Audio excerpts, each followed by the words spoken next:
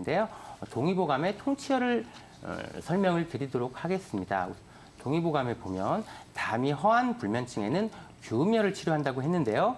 규음열은 발가락, 네 번째 발가락, 발톱, 각에 있는 혈자리입니다. 이쪽 부분을 침 치료를 받고 뜸 치료를 받으면 좋으신데 집에서는 지압법으로 활용하시면 좋을 것 같습니다. 또한 자주 놀라고 쉽게 놀라시는 분들에게는 음교혈을 치료한다고 했는데요. 음교혈은 배꼽, 몸의 정중앙, 배꼽선에서 2에서 3cm 정도 아래에 있는 혈자리입니다. 이 혈자리를 집에서는 좀 살짝 지압해주는 방법을 쓰시면 효과가 좋을 수가 있습니다. 또한 일반적인 불면에는 부극혈로 치료한다라고 했는데요. 부극혈 같은 경우는 이제 앉으셨을 때 무릎 외측, 외측으로 들어가시다 보면 바로 인대가 만져지실 거예요. 그 인대 안쪽을 부극혈이라고 하는데요. 마찬가지로 지압을 하시면 많이 좋을 수가 있습니다. 또 아로마 치료법에 대해서 설명을 드리겠는데요. 불면증에 레몬, 라벤더, 샌다루즈 같은 아로마 정유를 이용해서 치료를 할 수가 있습니다. 증기흡입법에 대해서 먼저 설명을 드리겠는데요. 세면대 혹은 대야 같은 곳에 두세 방울 정도를 뿌리시면 되시고요. 따뜻한 물에 뿌리면 증기를 통해서 들어오게 되는데 수건을 머리 뒤쪽에 하시고 한 20cm 정도 거리를 두시고 1분 정도 증기를 흡입하시면 효과가 좋습니다. 또한 그냥 흡입법에 대해서도 설명을 드리겠는데요. 세네 방울 정도를 손수건에 뿌리시거나 혹은 주무시기 전에 베갯잎 뿌리시고 주무시면 효과가 좋습니다. 그리고 마사지법에 대해서 또 설명을 드리겠는데요. 호호바 오일 60ml 정도에 아까 말씀드린 오일을 정유를 16방울 정도를 뿌린 다음에 한 번에 8에서 10ml 정도로 목 부분, 흉부, 등 쪽을 마사지 하시면 잠을 푹 주무실 수가 있습니다.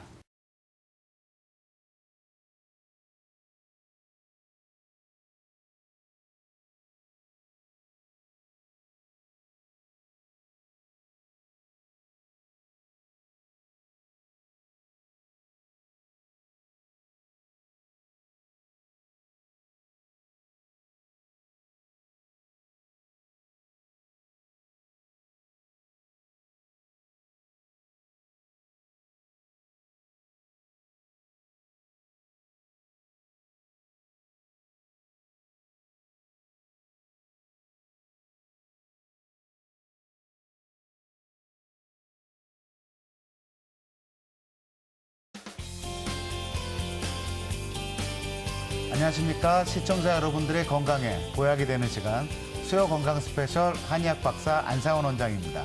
안녕하세요. 치의학 박사 정유미입니다.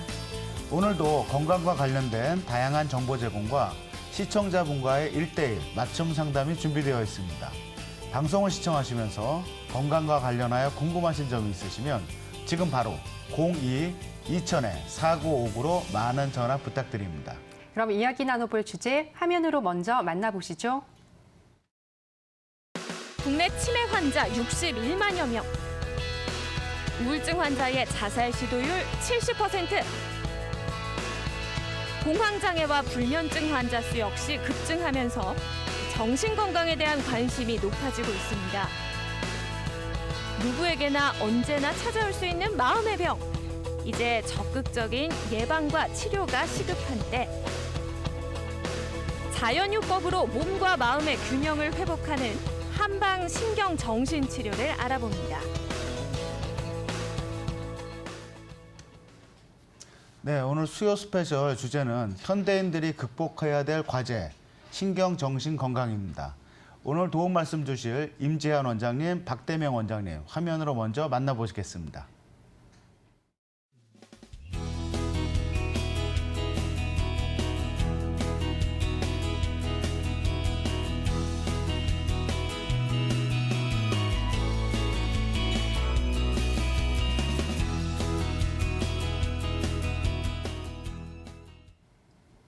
방송을 시청하시면서 건강과 관련하여 궁금하신 점이 있으시면 지금 바로 02-2000-4959로 전화 주시면 자세한 상담 받으실 수가 있습니다. 원장님 안녕하세요. 안녕하세요. 안녕하십니까. 네, 화면에서도 보셨지만 현재 국내에 치매 환자분들이 약 61만 명에 이른다라고 하고요. 이 숫자는 매 15분마다 치매 환자분들이 한 분씩 늘어난다는 의미인데요. 한 연구에 따르면 어르신분들이 암이나 또는 뇌졸중보다도 오히려 치매에 대한 두려움이 훨씬 크다고 하시는데요. 네, 그렇죠. 실제로 아무리 몸이 건강하다고 하더라도 가족을 못 알아보거나 집을 찾아올 수가 없다면 그보다 더 슬픈 일이 어디 있겠습니까? 실제 치매 노인의 10%가량이 실종 상태라고 하는데요. 최근엔 실종 예방을 위해서 효도 감지기라고 하는 GPS 위치 추적기를 장착하도록 지원하는 서비스가 확대되고 있다고도 합니다. 네, 사실 저도 걱정되는 부분인데요. 많은 분들이 깜빡깜빡하는 경우도 있고 이게 기억력이 떨어지는 건지 건망증인지 또는 치매의 어떤 전조 증상인지 두려움을 갖고 걱정하시는 분들이 많이 계신 것 같습니다. 임재현 원장님, 치매의 정의부터 한번 알아볼까요? 네. 우리가 치매라고 하는 것은 이제 정상적으로 잘 발달이 된 그 뇌의 외상이나 다른 여러 질병으로 인해서 뭐 의식의 장애는 없지만 기억 장애를 비롯한 다른 인지 기능의 장애를 초래해서 일상생활에 지장을 주는 그 임상 증후군을 이제 치매라고 합니다.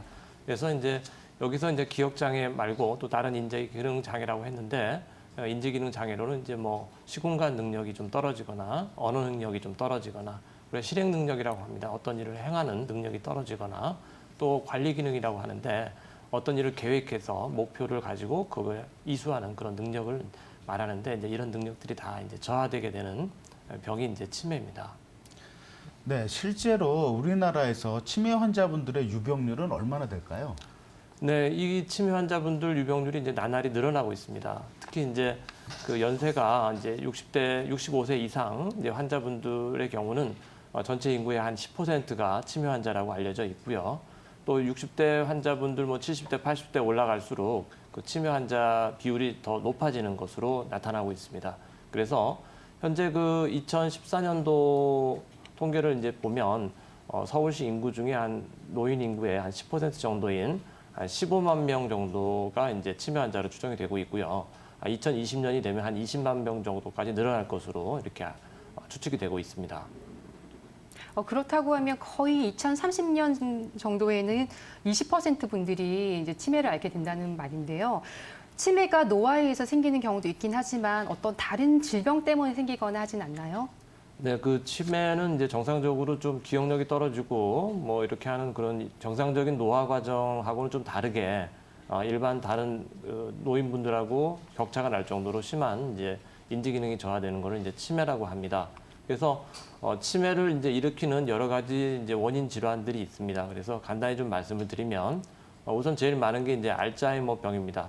그다음에 이제 두 번째 많은 게 이제 혈관성 치매이고요. 그다음에 이제 여러 가지 질병들이 이제 많이 있는데 뭐 파킨슨 병이라든가 헌팅턴 병, 또 뭐 정상압 수두증, 그다음에 뭐 알코올 중독, 뭐 또 약물 중독 이런 병에서도 이제 치매가 유발이 됩니다. 그래서 제일 많은 이제 알츠하이머 병의 이제 증상들을 한번 살펴보게 되면 알츠하이머 병의 이제 제일 준 증상들은 이제 기억 장애이죠. 그래서 사람의 이름을 잘 기억을 못하거나 내가 물건을 어디다 뒀는데 어디다 뒀는지 기억이 안 나거나 뭐 좀 가스불을 켜놓고 깜빡 잊고 뭐 이렇게 좀 음식을 태운다든가 이런 장애들이 이제 기억 장애라고 할 수가 있고요. 또 하나는 이제 언어 능력의 저하가 옵니다. 그래서 어떤 물건을 이름을 대려고 하는데 그 이름이 잘 생각이 안 나고 말이 잘 안 나오고 그리고 이제 책을 읽거나 해서 그 언어 습득이 이제 떨어지기 때문에 이해력이 좀 떨어지고 또 어떤 말을 할 때 딱 그 맞는 단어가 나오지 않고 비슷한 다른 말이 나오거나 아니면 발음이 비슷한 다른 단어가 나와버리거나 하는 이제 장애들이 이제 언어 장애입니다. 또 하나는 이제 시공간 능력에 이제 장애가 생깁니다. 그래서 그 시간이라고 하면은 보통 이제 오늘이 몇 월 며칠인지 지금이 뭐 오전인지 오후인지를 잘 모르는 경우가 많고 또 장소는 잘 찾아다니던 그 집을 갑자기 어느 날 잘 못 찾아보고 길을 잃어버리는 경우도 이제 있게 됩니다. 그리고 사람을 못 알아보는 정도면 아주 이제 중기를 넘어서 이제 말기 쪽에 가는 이제 치매 환자분들인데 친구나 뭐 가족들을 다 못 알아보는 그런 상태가 되기도 합니다. 또 하나는 이제 행동 심리적인 문제인데 성격이 굉장히 좀 온순하고 뭐 이성적인 분이 갑자기 이제 뭐 좀 폭력적으로 변한다든가 또 의심을 잘해서 내 물건을 누가 훔쳐갔다는 얘기를 많이 하고 또 뭐 자기 부인이 뭐 외도를 했다는 그런 망상까지 생기는 경우도 있습니다. 혈관성 치매에 대해서도 좀 설명해 주시죠. 예. 그 혈관성 치매는 증상들은 이제 그 아까 말씀드린 이제 알츠하이머 치매하고 좀 대동소이한 면이 있습니다만 그 혈관성 치매의 이제 특징은 뇌혈관 내 그 치매를 일으키는 이제 원인이 뇌졸중, 즉 이제 뇌중풍이나 뇌출혈이 생겨서 뇌세포가 이제 기능을 못하기 때문에 생기는 이제 치매를 이제 혈관성 치매라고 합니다. 그래서 인지기능 저하뿐만 아니라 이제 한쪽 팔다리가 마비가 오거나 언어 장애가 오거나 또 시각 장애, 눈이 잘 안 보이거나 또 연화 장애라고 합니다. 그 음식물을 잘 못 삼키고 이제 살에 걸리거나 이런 여러 가지 이제 증상들이 같이 동반이 되는 이제 치매를 이제 혈관성 치매라고 합니다. 치매도 굉장히 여러 가지 종류가 있긴 한데요. 예를 들어 치매의 대표적인 증상이 바로 깜빡깜빡하는 이 기억장애라고 하는데요. 많은 분들이 건망증이랑 좀 헷갈리실 것 같긴 해요. 저도 가끔 금방 봤던 집 물건이 어디 있는지 몰라서 또 찾고 헤매고 이런 경우도 있는데 건망증과 치매는 또 어떤 차이가 있는 건가요? 예, 건망증의 경우에는 치매와 약간 다른 측면이 있는데 초기에는 좀 분별하기가 좀 어려울 수가 있습니다. 건망증의 경우 생리적인 노화, 정상적인 노화 현상에서 보이는 것으로 사람이 40세가 지나면서 어느 정도 깜빡깜빡하는 것은 정상적인 것으로 볼 수가 있습니다. 일반적인 건망증의 경우에는 사건의 일부분만을 잊어버리게 됩니다. 예를 들어 식사를 할 때 누구와 밥 먹었는지 무엇을 먹었는지는 기억을 못하는 것은 건망증의 범주로 볼 수 있는데 식사를 한 것 자체를 잊어버리는 것 이런 것들은 초기 치매 증상이라고 볼 수가 있습니다. 또한 건망증의 경우에는 이해력과 판단력, 지적 기능의 장애가 없기 때문에 정확한 판단을 내리는 데는 문제가 없습니다. 하지만 치매의 경우에는 이해력, 판단력이 떨어지고 지적 기능의 장애가 생기기 때문에 정확한 판단을 내리기에 좀 어려운 측면이 있습니다. 네, 그렇군요. 지금 말씀하신 거 들어보면 치매와 건망증은 분명히 차이가 좀 있는 것 같은데요. 정 박사님, 혹시 치과에서 진료하실 때 건망증 때문에 좀 당황하셨던 적이 있으세요? 이게 아주 심한 건 아닌데 저는 가끔 글자 하나 정도 틀리는 경우가 있어요. 사람의 이름을 부를 때 예를 들어서 안상원 환자분이라고 하면 안상민 또는 뭐 김상원 이렇게 가끔 부를 때가 있어서 좀 민망할 때가 있긴 하거든요. 혹시 안 원장님은 또 어떤 또 불편감이 있었었나요? 네, 저도 뭐 건망증이죠. 뭐 어제 진료했던 환자분을 뭐 다음날 이렇게 복도에서 마주쳤을 때 저한테 인사를 하시는데 저분이 누구신가 하고 이렇게 잠깐 기억이 안 나는 경우들이 있는데 뭐 그런 것들이야 생활 속의 건망증이라고 볼 수가 있고요. 그렇다면 박대명 원장님, 치매 진단 기준은 어떻게 될까요? 예, 우선 보통 치매의 진단을 하시면 영상의학적 검사를 생각하시게 되는데요. 물론 대뇌 피질의 위축이라던가 뇌실의 확장 같은 뇌의 변화가 생기게 됩니다. 하지만 뇌의 변화만으로 치매를 확증할 수는 없고 건강하신 분들 또한 그러한 변화가 생길 수가 있습니다. 때문에 숙련된 임상의 정확한 지차를 통해 진단을 받으셔야 하는데요. 우선 기억 장애가 생기게 됩니다.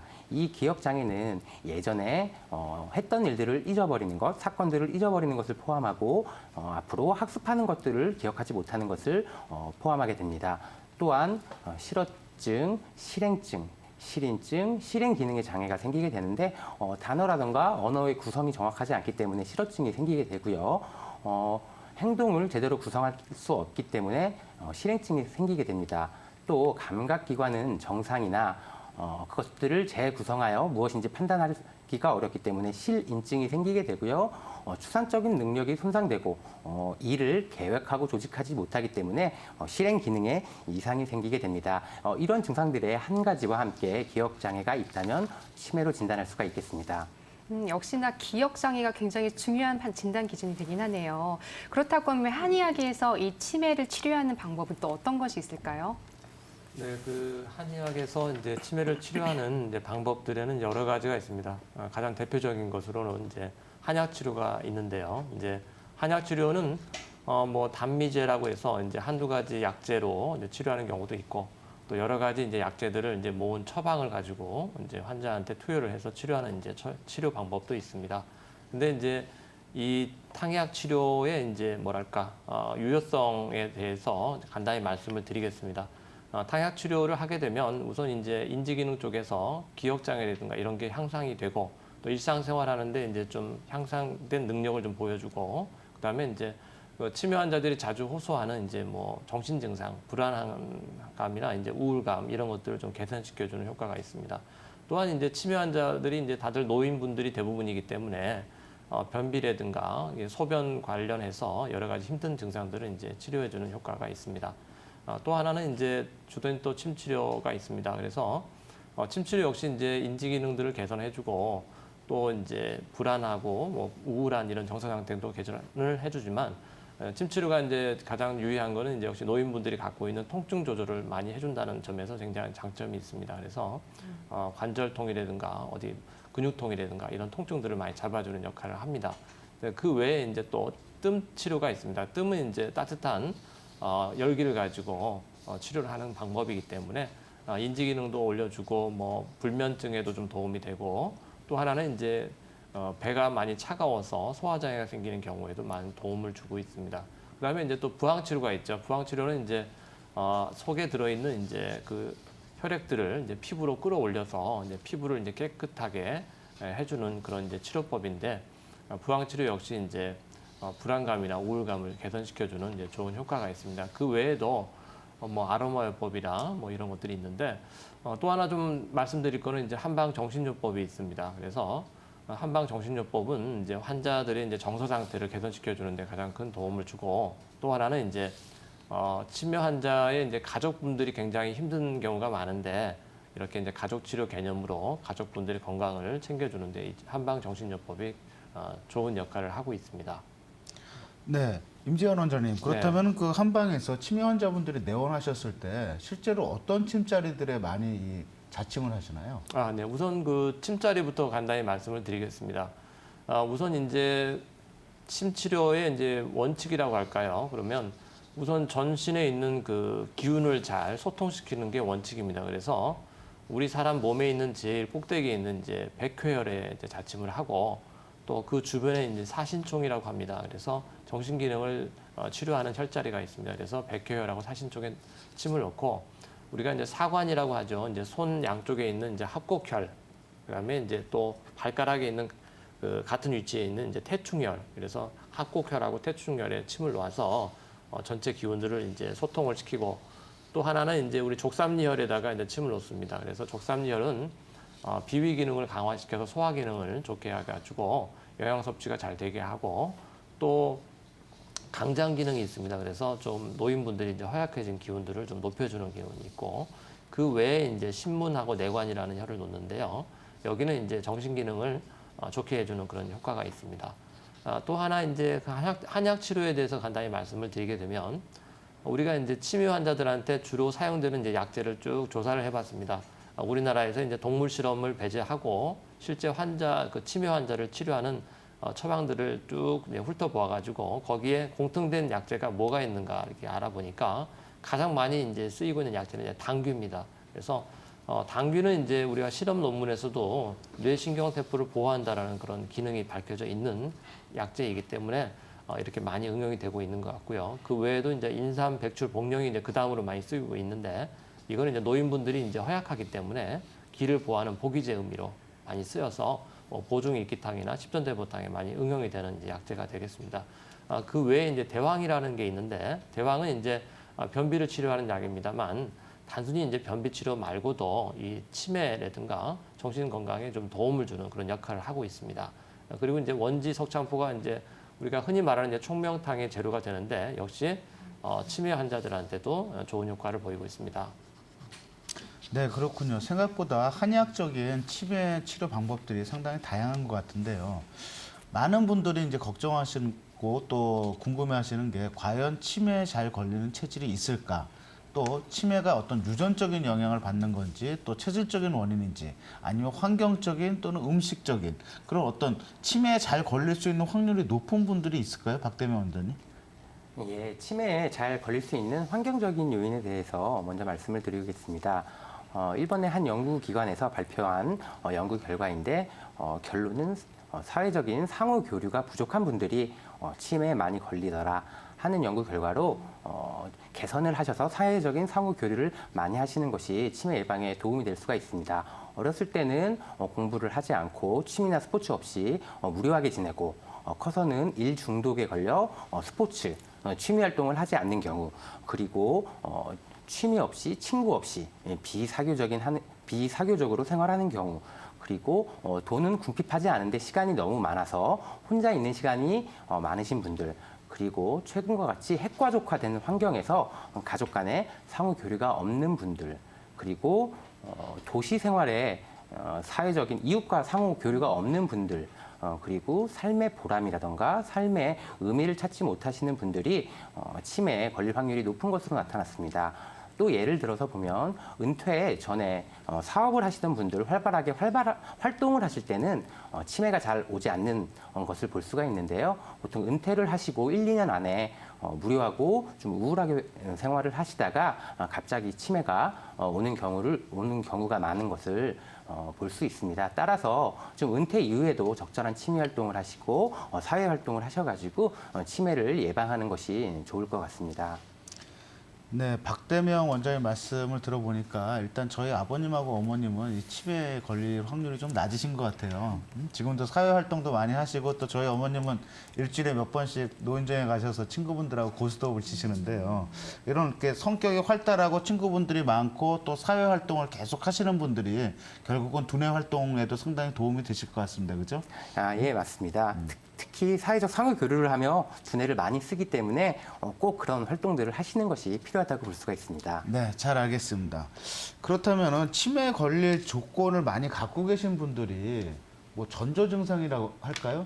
이런 증상들이 나타났을 때는 조금 더 조심하고 빨리 어떤 전문 의료기관이나 한의원에서 진료를 받아야 된다. 이런 전조 증상들은 어떻습니까, 원장님? 네, 그래서 이제 정상적인 노화 과정에서 나타나는 것보다 조금 더 심각하게 인지기능 장애가 나타나는 경우는 이제 조금 조심을 해봐야 됩니다. 뭐 단순한 건망증 같이 이제 뭐 일시적으로 이제 깜빡하는 거는 뭐 그렇게 큰 문제가 되지 않습니다만 그보다 조금 더 심각하게 이렇게 인지기능에 장애가 오는 것을 이제 경도인지 장애라고 합니다. 경도인지 장애라고 해서 이제 경도가 붙은 이유는 이제 초기 치매라고 하는 실제 치매 환자보다는 조금 경미하다는 의미로 경도인지 장애라는 이제 용어를 이제 사용하게 됩니다.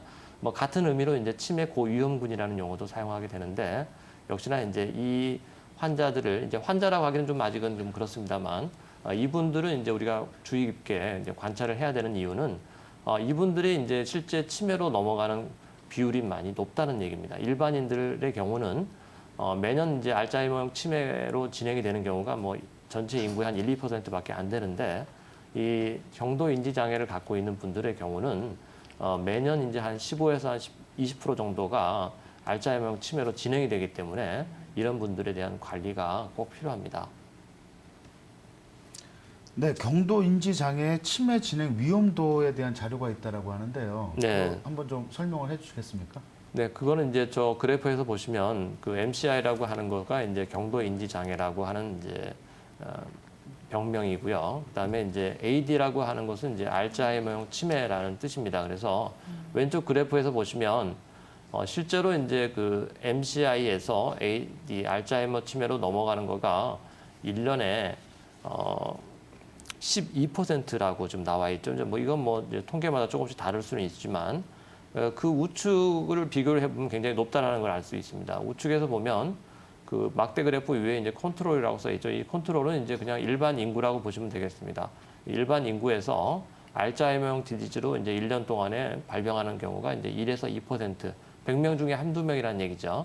그렇게 되는데 이제 경도 인지 장애를 갖고 있는 분들의 경우는 100명에 12명이 1년에 이제 알츠하이머 치매로 간다고 하니까 우리가 신경을 많이 써야 됩니다. 이렇게 이제 치매가 잘 걸릴 수 있는 분들도 있기 때문에 아무래도 치매가 걸리고 나서 치료를 하는 것보다 치매를 예방하고 혹시 걸렸다고 하더라도 악화되는 걸 막는 게 훨씬 중요할 것 같은데요. 스스로 어떤 노력을 하면 도움이 될까요? 네, 이 굉장히 중요한 얘기입니다. 그래서 우리가 치매 환자가 이제 좀 더 악화되는 걸 막기 위해서 여러 가지 노력들을 해야 되는데요. 이제 제일 이제 첫 번째 말씀드리는 것은 이제 적극적인 이제 야외 활동이라든가 적극적인 생활을 해야 됩니다. 그래서 여러 가지 이제 좀 관여를 하는 논문들을 좀 보면 우선 이제 그 게임이나 취미 활동 같은 단순한 이렇게 암기력이 아닌 이제 정서적으로 좀 편안함을 느끼는 게임이나 취미 활동을 하면서 우리가 좌뇌 우뇌가 있는데 우뇌를 좀 더 활성화시키는 운동들을 하게 되면 조금 더 치매 관리에 도움이 되고 이런 활동들을 한 일주당 뭐 한 2, 3일 정도 꾸준히 하시는 게 좋습니다. 또 하나는 이제 매일매일 어떤 일을 좀 꾸준히 하시는 게 도움이 됩니다. 일상생활을 할 때. 이거는 이제 예를 들면 뭐 청소를 한다든가 뭐 밥을 좀 하신다거나 아니면 뭐 손주를 돌본다거나 이런 일들을 좀 하셔서 내가 이제 나이가 들어서 아무것도 쓸모가 없는 그런 사람이 아니고 내가 있어야 뭐가 일이 되는 나를 필요로 하는 가족이 있다라는 것을 느끼는 이제 자부심을 느끼게 되면 훨씬 치매 환자들이 이제 치료에 아주 좋은 효과를 보입니다. 또 하나는 이제 육체적인 운동을 좀 매일매일 하는 게 좋습니다. 그래서 뭐 조깅이라든가 뭐 아령들기 같은 운동을 하게 되면 우선 이제 심장 박동이 많이 빨라지고 해서 혈액순환이 잘 이루어지기 때문에 뇌 쪽에 이제 혈액 공급이 잘 되고 해서 뇌세포가 많이 보호가 되고 또 하나는 이제 근육을 움직인다는 것 자체가 뇌세포에서 이제 활성이 돼서 근육이 움직이는 거기 때문에 움직이는 것 자체라도 훨씬 뇌세포에 도움이 많이 됩니다. 그리고 또 하나는 이제 우리가 이제 일기를 써보는 게 있습니다. 그래서 일기는 보통 이제 주무시기 전에 쓰는 게 이제 일반적이죠. 그래서 아침부터 점심, 오후까지 이제 그 기억들을 이제 회상하면서 일기를 쭉 써가는 거가 크게 이제 도움이 됩니다. 이제 기억력 향상에 많이 도움이 되죠. 그리고 또 외출하는 것도 또 여행하는 것도 새로운 자극을 받아들인다는 의미에서 굉장히 도움이 됩니다만 여기서 좀 주의하셔야 할 거는 이제 좀 초기 치매나 중기 치매로 치매가 좀 완연하게 있는 분들한테는 오히려 조금은 좀 외출이나 여행을 좀 자제해야 되는 경우도 있습니다. 그래서 설령 이제 외출에 여행을 하시더라도 이제 치매가 완연하신 분들은 좀 익숙했던 곳, 젊으셨을 때 많이 갔던 곳으로 찾는 게 도움이 됩니다. 낯선 곳에 가시면 굉장히 두려웠고 또 더 약화되는 경우도 많기 때문에 그건 좀 피하셔야 되고 또 하나 이제 우리가 전통적으로 좀 대가족 사회에서 살고 있었는데 요즘 많이 핵가족화가 됐죠. 그래서 가능하면 며느리, 손자 이렇게 같이 살고 있는 3대가 모여 사는 그런 대가족이 치매 관리에 유용하다라고 이렇게 되어 있습니다. 네, 원장님. 치매 예방에 도움이 되는 식품들도 있다라고 들었는데요. 네. 그래서 이제 대표적인 식품들은 이제 간단히 말씀을 드리면 우리가 이제 등푸른 생선이 있죠. 그죠? 그 등푸른 생선을 많이 드시게 되면 거기에 이제 오메가3가 들어 있어서 뇌세포를 많이 보호해주는 기능이 있기 때문에 이런 생선들을 많이 드시고 또 뭐 이렇게 야채 같은 걸 많이 드시고 그다음에 이제 우리가 또 피해야 될 음식이 있습니다. 좀 기름진 음식들, 버터, 마가린, 뭐 치즈 이런 가공식품들은 좀 피하셔야 되겠습니다. 네. 제가 듣기로는 서울시와 서울시 한의사회에서 이 서울시에 계시는 어르신분들을 위해서 특별한 어떤 사업을 시작하셨다고 들었는데 어떤 거죠? 네, 그 서울시하고 서울시 한의사회가 이제 공동으로 65세 이상 되시는 이제 어르신 한의학 건강 증진 사업을 이번 7월 20일부터 진행을 하게 됩니다. 그래서 이 건강 증진 사업의 내용은 이제 그 치매 검사하고 또 우울증 검사를 비롯해서 치매의 이제 고위험군 환자분들하고 또 노인 우울증 환자를 대상으로 한약과 침치료 등 여러 가지 치료를 병행해서 관리를 이제 해드릴 겁니다. 그래서 서울시에서 전체 다 하는 건 아니고 10개 구가 선정이 돼서 그 구에 해당이 되는 거주하시는 65세 이상 노인분들께서 각 구 보건소나 서울시 한의사협회로 연락을 해서 신청하시면 많은 도움을 받을 수 있겠습니다. 네, 잘 알겠습니다. 저희는 잠시 후에 다시 돌아오도록 하겠습니다.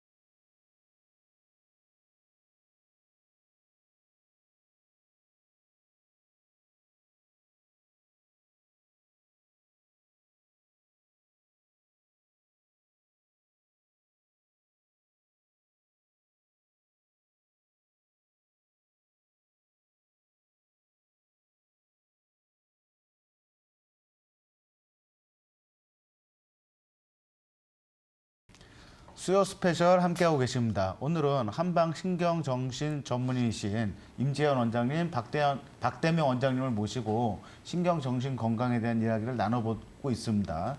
방송을 시청하시면서 건강과 관련하여 궁금하신 점이 있으시면 지금 바로 02-2000-4959로 전화 주시면 자세한 상담 받으실 수가 있습니다.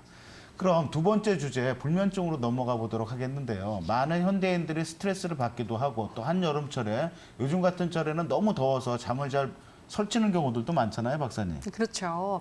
저희 건강한 의사에도 상담 전화를 주시는 분 중에서 우울증과 불면증을 동시에 가지고 있으신 분들도 많거든요. 박대민 원장님, 이 둘의 관계를 어떻게 또 구분해야 할까요? 실제로 불면증 같은 경우에는 각종 정신과적 질환의 결과로 생기는 경우가 많습니다. 특히 우울증과 불면증 크게 연관이 있는데요. 불면증을 앓는 환자분들의 경우 우울, 불안에 걸릴 가능성이 10배에서 17배까지 높아진다고 알려져 있습니다. 우울증의 증상을 보면 물론 우울함, 나른함, 식욕부진, 소화불량, 그리고 자살 사고 등 여러 가지 증상들이 있지만 대표적으로 큰 증상으로는 불면이 있습니다. 아침에 일어나서 불쾌한 느낌과 함께 일어나고 하루 종일 피로한 그런 증상으로 나타나는 불면이 우울증에서 나타나는 불면의 양상이라고 할 수 있습니다. 잠은 하루에 3-4시간이면 충분하다, 잠은 사치다. 그리고 잠은 시간보다 질이 중요하다 등 잠에 대한 여러 가지 내용이 있긴 한데요. 실제로 수면이 건강에 미치는 영향이 또 어떤가요? 제가 결론적으로 말씀드리면은 잠을 잘 자는 게 오히려 학습과 일의 성공에 더 유리하다고 말씀드릴 수가 있겠습니다. 예전에 경쟁 위주의 사회에서는 잠을 어떻게라도 줄여서 공부하고 일을 해서 성공하는 것을 더 중점적으로 여겼었는데 과학이 발달하며 수면의 많은 기능이 밝혀져서 더 이상은 이제 그런 것들은 받아들여지지 않고 있고요. 수면의 기능에 대해서 좀 자세히 설명을 드리겠습니다. 우선 신체적인 기능의 회복을 하게 되는데요. 논렘 수면의 기능의 기간에는 이제 우리가 신체와 근육의 손상된 부분을 치유하게 됩니다. 따라서 운동선수들 같은 경우 너무 밤늦게까지 운동을 하는 것보다는 충분한 수면을 취하여야 다음날 더 효과 좋은 결과를 보일 수가 있겠고요. 또 정신적인 회복을 수면 기간에 할 수가 있습니다. 렘 수면 기간 같은 경우를 보면 우선 인지적으로 전날 학습했던 내용을 재학습하고 재구성하여 기억을 하는 기간을 갖게 됩니다. 또한 감정적인 순환을 하게 되는데요. 불쾌하고 불안하고 우울했던 감정들을 꿈과 정보 처리를 통해서 순화하는 기능이 렘 수면 기간에 이루어지게 됩니다. 따라서 잠을 7-8시간 충분히 취하여야 감정적으로도 좋아지고 학습적으로도 좋아진다고 볼 수 있겠습니다. 네, 그렇다면 건강한 상태에서 이루어지는 수면의 패턴은 어떤 패턴입니까, 원장님? 수면은 처음에 인면, 잠에 들어가게 되면 점차적으로 깊은 수면에 들어가서 다시 얕아지며 렘 수면을 거치게 되고 다시 얕은 수면에서 깊은 수면으로 들어가는 것을 여러 단계 반복하게 됩니다.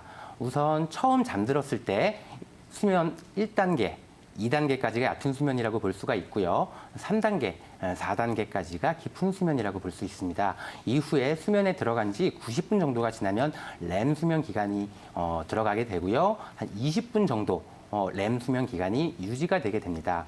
하루 7-8번, 7시간, 8시간 정도 수면에 3번에서 5번 정도의 렘 수면이 생기기 때문에 충분한 수면을 자는 것이 더 중요하다고 볼 수 있겠습니다. 네, 그렇군요. 그 불면증 때문에 고생하시는 분들은 몇 가지 패턴들이 있으신 것 같습니다. 첫 번째는 이제 자려고 누우셨는데 잠이 안 오시는 분들이 계시고요. 두 번째는 이렇게 설잠을 잔다고 그럴까요? 중간에 자꾸 잠을 깨시는 분들이 있는데 그 임재현 원장님, 불면증의 기준은 어떻게 됩니까? 네, 불면증의 이제 기준을 말씀을 드리면 이 객관적인 그런 기준은 없습니다. 불면증을 이제 몇 시간 이하로 자야 불면증이라는 거는 없습니다. 그래서 이건 개인 차이가 있기 때문에 그런 기준은 이제 성립하지가 않고요. 이건 이제 주관적인 이제 호소에 의해서 내려지는 이제 진단이 되겠습니다. 그래서 우리가 이제 조금 자더라도 아무 피곤함 없이 잘 생활하시면 그분은 이제 불면증이 없는 거죠. 대신에 이제 뭐 많이 주무셨는데도 불구하고 아침에 이제 일어나셨을 때 원기 회복이 안 된다 그러면 이제 불면증이라고 이제 볼 수가 있습니다. 그래서 간단히 말씀을 드리면 이제 잠에 들기가 어렵거나 또 잠을 유지를 하기 어렵거나 또 새벽에 일찍 깨서 더 자고 싶은데 잠이 안 오거나 등등의 이유로 아침에 일어났을 때 원기 회복이 안 되고 몸이 좀 무겁고 피로감이 풀리지 않는 그런 상태가 1개월 이상 지속이 되어서 낮에 뭐 좀 졸립되거나 뭐 집중력이 떨어지거나 기억력이 떨어지거나 하는 일상생활에 지장을 초래할 때 우리가 불면증이라고 진단을 하게 됩니다. 이 불면증이라고 하는 게 일상생활에 문제를 많이 일으킨다고 하셨는데요. 이 불면증도 어떻게 생기게 되는 어떤 계기라든지 원인 같은 게 분명히 있을 텐데 어떤 분류에 따라서 또 진단을 나누게 되나요? 네. 그래서 이제 이 불면증의 이제 원인이 이제 원인 질환, 기저 질환이 있는 경우는 이제 우리가 그 질환으로 나타나는 이제 2차성으로 나타나는 거라고 해서 2차성 불면증이라고 하고요. 그 원인 기저 질환이 없이 그냥 나타나는 것을 이제 원발성 불면증 또 다른 말로 이제 1차성 불면증이라고 합니다. 그래서 1차성 불면증이라고 하는 거는 이제 그 원인 질환이 없고 그냥 불면증 자체만 있는 것이죠. 그래서 이런 1차성 불면증 환자들을 보면 우리가 이제 뚜렷한 신체적인 정신과적인 원인이 없이 잠을 못 자는 거기 때문에 이런 병을 좀 진단하기는 사실 조금 쉽지는 않습니다. 그리고 또 이제 성인이 이제 1년에 유병률이 이제 30에서 45% 정도 경험을 하게 되고 또 이런 이제 1차성 불면증 환자들의 특징을 보게 되면 많이 억울한 감정을 많이 갖고 있거나 아주 꼼꼼하거나 강박적인 성격을 가진 분들한테 이런 1차성 불면증이 많이 발생을 하고 또 하나는 이제 우리가 이제 좀 두려움, 실제 이제 잠을 자는 거에 대한 두려움, 또 어떤 분들은 심각하신 분들은 내 이대로 그 잠이 들어서 아침에 깨어나지 못할 것 같은 두려움 때문에 못 주무시는 분들도 있습니다. 네. 네, 여러 가지로 불면증이 분류가 되는 것 같은데요. 그렇다면은 불면증을 유발시키는 원인들 어떤 것들이 있을까요, 박대명 원장님? 예, 불면증의 원인에 대해서 살펴보면 2차성 불면증에 대해서 살펴보게 되겠는데요. 우선 흔한 것으로 먼저 설명드리자면 호흡 관련 수면 장애가 있습니다. 수면 중에 무호흡, 저호흡 때문에 수면에 붕괴가 나타나는 경우인데요. 이런 경우 낮 동안에 졸림, 피곤함, 그리고 잠을 이루기 어려운 증상들이 생기게 됩니다. 보통 비만하신 분들에게 많이 발생하실 수 있는데 살을 빼시고 또 이런 경우에는 술이라던가 신경안정제 수면제 등을 복용하지 않으시고 주무시는 게 중요하십니다. 또 증상이 너무 심하다면 수술적 요법으로 치료를 고민해 볼 수가 있겠습니다. 또한 일교차성 수면 장애가 있겠는데요. 최근에 야간에도 일을 하시는 분들이 많으세요. 그런 경우 정상적인 수면 리듬과 업무적인 리듬이 달라지기 때문에 불면증이 생길 수 있는데 낮에 자는 것이 문제가 되는 것이고요. 아까 말씀드렸던 수면의 깊은 단계 3, 4단계에 제대로 들어가지 못하고 1, 2단계만 반복하기 때문에 낮 동안에 피로하고 집중하지 못하는 증상이 생길 수 있습니다. 또한 우울증에서도 불면증이 발생할 수가 있는데요. 낮 동안에 피곤하고 아침에 일어났을 때 불쾌하고 깊은 잠에 들지 못하는 증상을 보일 수가 있고 렘 수면이 짧아지는 것을 볼 수가 있습니다. 또한 외상 후 스트레스 장애에서도 생길 수가 있는데요. 악몽이나 야경증 같은 것들이 생기게 됩니다. 또한 강박 장애의 경우에도 불면증이 발생할 수가 있는데 잠에 들기 어렵고 잠을 유지하는 것이 어렵습니다. 잠에 들기 전에 이제 많은 의식적인 행위 그리고 떠오르는 생각들을 처리하기 어렵기 때문입니다. 그렇군요. 불면증의 원인이 참 다양하긴 한데요. 이렇게 불면증이 있는 많은 분들이 결국에는 수면 유도제를 복용하게 되거든요. 수면제는 또 어떤 작용으로 잠을 오게 만드는지, 수면제를 어떻게 언제까지 복용해야 안전하게 복용할 수 있는 건지도 참 중요할 것 같거든요. 어떻게 먹어야 하는 건지 좀 자세하게 알려주세요. 예, 수면제 같은 경우에는 바로 잠에 들게 하는 약으로 볼 수가 있겠습니다. 뇌신경에 바로 작용하기 때문인데요. 수면제 같은 경우 수면의 단계 중에 1, 2, 3, 4 렘 수면까지 있다고 말씀드렸는데 1, 2단계까지 가는 데는 아주 탁월한 효과가 있습니다. 작용 시간이 빠르고 효과가 좋기 때문에 많이들 복용하시게 되시는데요. 실제적으로는 깊은 수면인 3, 4단계까지 들어가게는 하지 못하기 때문에 오히려 낮에 더 피곤하고 집중하지 못하고 혹은 기억이 잠시 잃는 등의 증상이 생길 수가 있습니다. 따라서 여러 가지 부작용 때문에 장기간 사용하는 것은 좋지 않다고 되어 있는데요. 보통은 스트레스가 매우 심하실 때, 너무 잠을 못 잘 때 3, 4주 정도를 복용하시는 것이 제일 좋다고 알려져 있습니다. 하지만 많은 환자분들이 약물을 복용하시면서 이 약이 없으면 나는 절대 잠을 잘 수 없어. 이 약 때문에 나는 겨우 살고 있어. 이러한 인지적 오류를 가지고 계신데요. 그렇기 때문에 약물의 내성, 의존성이 생기게 됩니다. 한번 약물에 대한 내성, 의존성이 생기게 되면 약을 끊지 못하고 1년이고 2년이고 계속 복용하게 되는 일이 반복되게 되는데, 오히려 이런 경우는 만성 불면증을 유발하는 요인이라고 볼 수가 있겠습니다. 네, 수면제도 그렇지만 이 잠을 자기 위해서 술에 의존하시는 분들도 많이 계시는데요. 이 음주가 수면에 도움이 되는 건가요, 원장님? 술 같은 경우에는 한 두 잔 마셨을 때는 힘이 나시죠. 왜 그러냐면은 중추신경 흥분제로 작용하기 때문입니다. 체온도 올라가고 정신도 좋아지고 하는 중추신경 흥분 작용을 나타나게 되는데요. 보통은 한두 잔을 마시고 주무시지는 않으실 거예요. 과음을 하시게 되시는데, 과음을 하게 되면 중추신경 억제제로 작용하게 됩니다. 따라서 아까 말씀드린 수면제를 과량 복용, 오랫동안 복용한 것과 같은 영향을 미치게 되는데, 수면의 1, 2단계에 들어가는 것을 쉽게 해주기 때문에 잠을 잘 오게 하는 효과는 있습니다. 하지만 깊은 수면, 3, 4단계로 들어가지는 못하기 때문에 오히려 수면 중에 자주 깨고 아침에 빨리 깨고 낮 동안에 피로하고 집중하지 못하는 것들이 동일하게 생길 수가 있습니다. 또한 수면제와 술을 같이 복용하시는 경우에는 중추신경 억제제를 과량으로 복용하시는 것과 마찬가지인 거기 때문에 건강에도 좋지 않으시고 간에도 좋지 않으시기 때문에 절대로 그렇게 하시면 안 되겠습니다. 지금 저희 건강한 의사에서는 치매와 노인 건강 그리고 수면에 대해서 얘기를 나누고 있습니다. 방송을 보시다가 혹시 건강이나 질병에 대해서 궁금한 사항이 있으시면 지금 바로 02-2000-4959로 전화 주시면 자세한 상담이 가능합니다. 네, 그렇다면 한의학에서는 수면과 불면증을 어떻게 보고 있습니까, 원장님? 한의학에서는 수면을 인체 음양의 소장, 크고 적어지는 과정으로 보고 있습니다.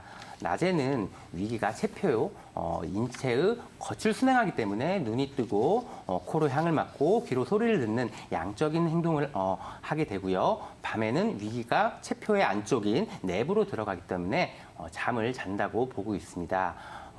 기혈이 왕성한 젊은이, 불면증이 없는 젊은 분들의 경우에는 기혈이 왕성하고 위기와 연기의 순행이 훌륭하기 때문에 잠을 잘 주무시게 되는데요.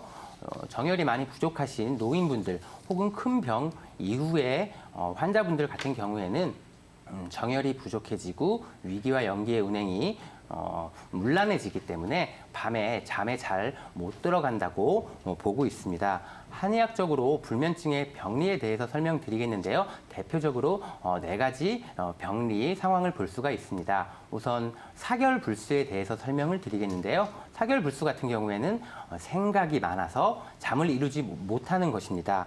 한 가지 생각에 골몰해서 잠에 들지 못하는 것으로 신비를 상하기 때문에 잠을 들지 못하게 되고요. 영열 부족의 경우가 있습니다.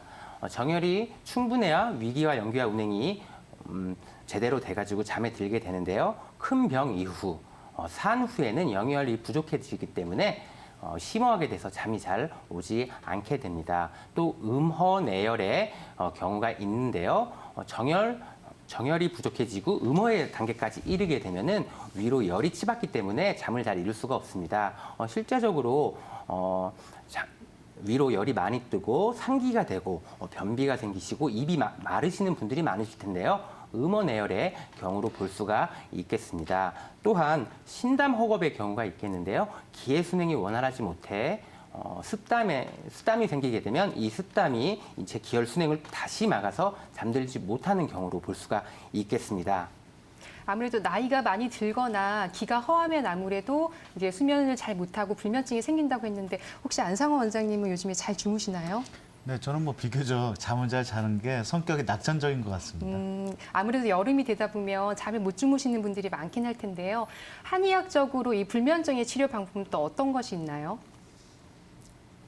예, 한의학적으로 불면증은 간, 심, 비, 신, 담의 장부와 크게 연관이 있다고 합니다.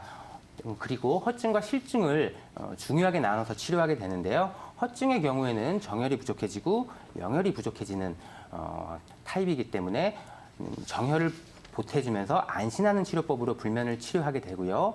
실증의 경우에는 간열, 담열이 위를 공격하기 때문에 간담의 열을 끄는 치료를 시행하게 됩니다. 병리 상황에 맞춰서 설명을 드리겠는데요. 사결불수해 같은 경우에는 가슴에 맺힌 것이 있고 답답하고 소화가 안 되고 식욕이 떨어지는 분들에게 생기는 병리 유형인데 기비탕, 향부자 팔무탕 같은 약재로 치료할 수가 있습니다. 영열 부족 같은 경우에는 큰 병 이후 산후에 생기는 불면증의 유형으로요. 두통, 어지럼증, 불면, 변비 등이 생길 수 있고 보혈안심탕, 양심탕 같은 처방으로 치료를 할 수가 있습니다. 또한 음원해열애 같은 경우에는 음호해지기 때문에 열이 위를 공격해서 생기는 유형인데요. 입이 마르고 입이 쓰고 위로 열이 치받고 상기 증상이 있는 유형으로 천황보신단, 청신연자원 같은 약 처방으로 치료할 수가 있습니다. 또 많으신 경우가 신담허겁증이 많이 있는데요. 쉽게 놀라고 불면증이 생기고 꿈을 많이 꾸고 악몽, 야경증이 생기는 경우가 많으십니다. 이런 경우에는 온담탕, 고침무우상 같은 약재로 치료할 수가 있습니다. 또한 침치료에 대해서 설명을 드리겠는데요.